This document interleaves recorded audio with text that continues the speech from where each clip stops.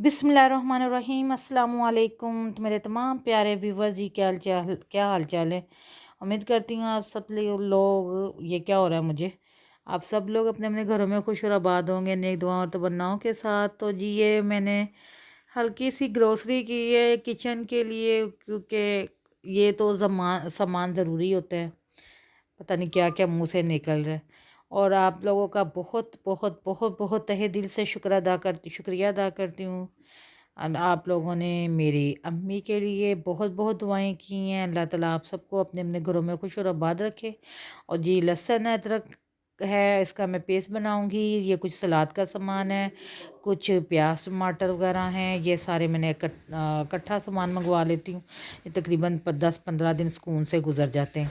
तो जी ये मैं सामान जो बिस्तर हैं ये समेटने लगी हूँ। ये मंडी से सामान आ गया था, तो अब साथ साथ बच्चे उठ के गए हैं, तो मैंने कहा चार साथ में अपना मेरा भी हाल देखे। मैंने एक हाथ से कंबल पकड़ा हुआ और एक हाथ से काम कर रही हूँ। अब ये दोपहर का टाइम है, लंच हो रहा है। पालक और चावल बनाए थे, पालक गोश्त चावल। और इसकी रेसिपी मैंने अपलोड नहीं की, क्योंकि आप लोग भी कहेंगे पता नहीं क्या क्या करती रहती। बहरहाल लेकिन जो भी है सब कुछ साथ साथ ही है। तो और सुनाएं सब खैरियत है।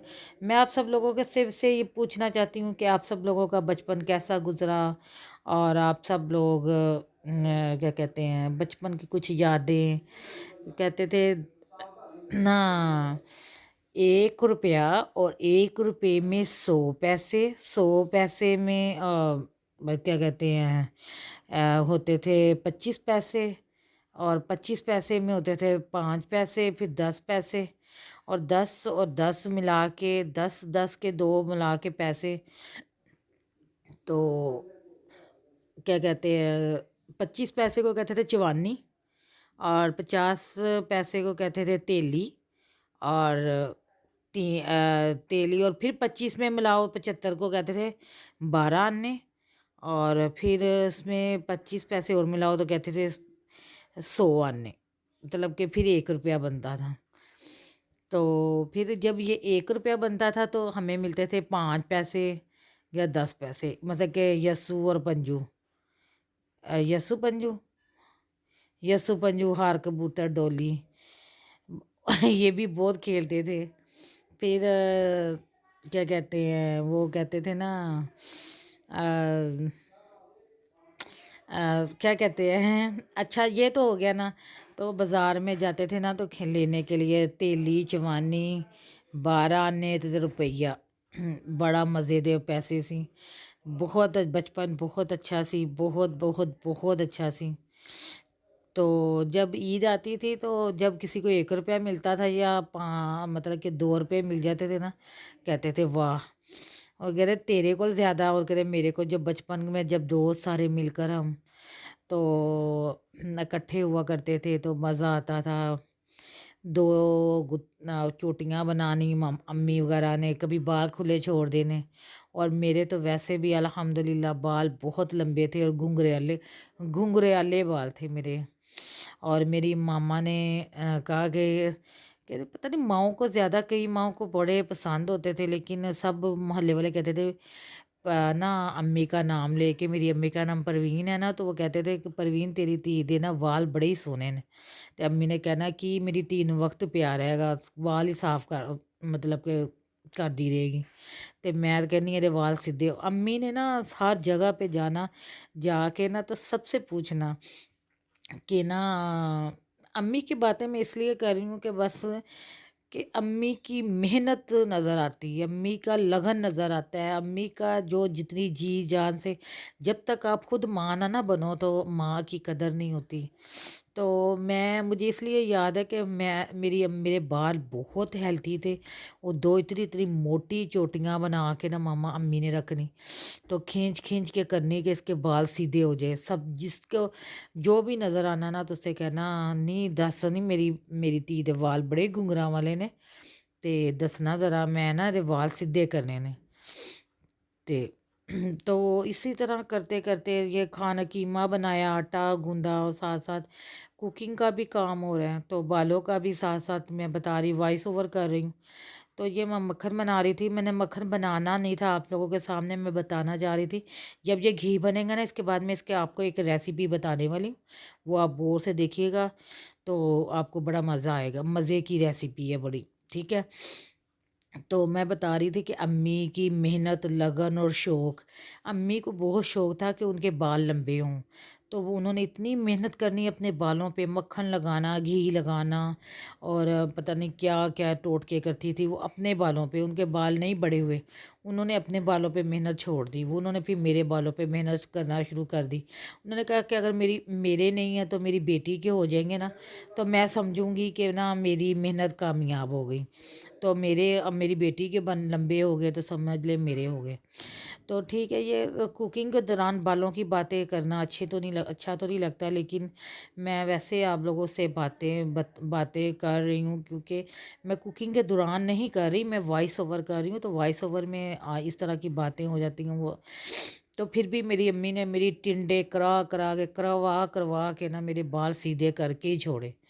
तो जब मैं लेकिन अल्हम्दुलिल्लाह मेरे भी बाल बहुत हेल्थी थे कि ना मेरे बालों में कोई क्लिप आता था, ना कोई पोनी आती थी, और ना ही मेरे अब गुत्त करनी, परांदा डालना, मतलब कि सारा कुछ ठीक है।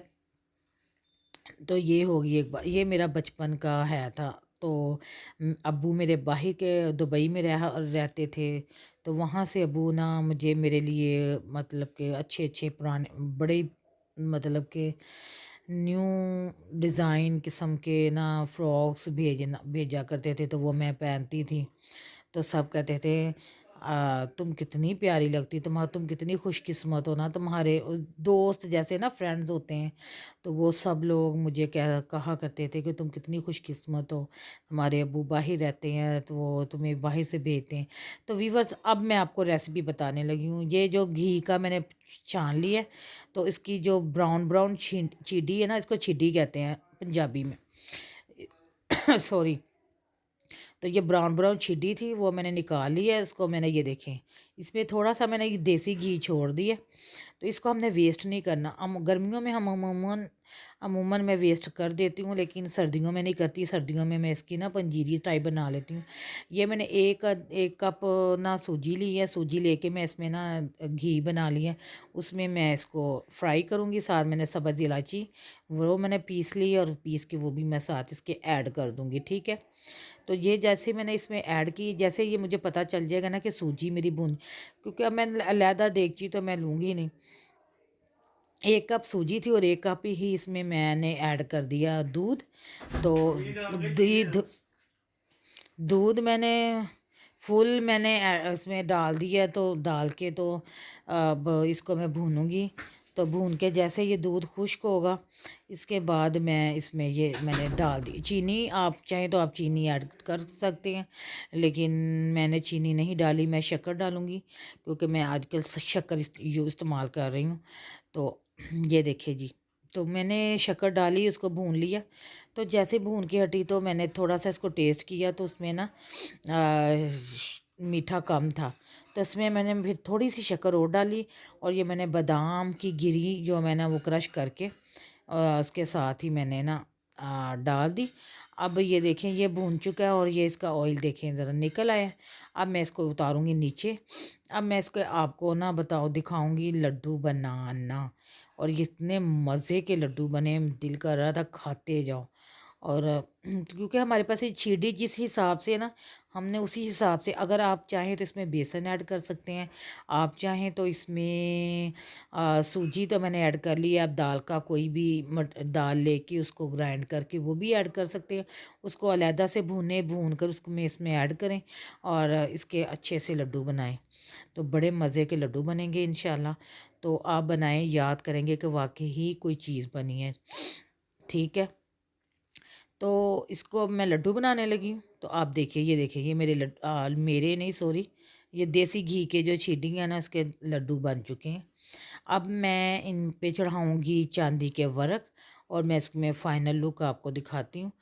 तो ये मैंने रख दी है, तो फ़ाइनल लुक दिखाना, इसमें एडिट करना याद नहीं रहा।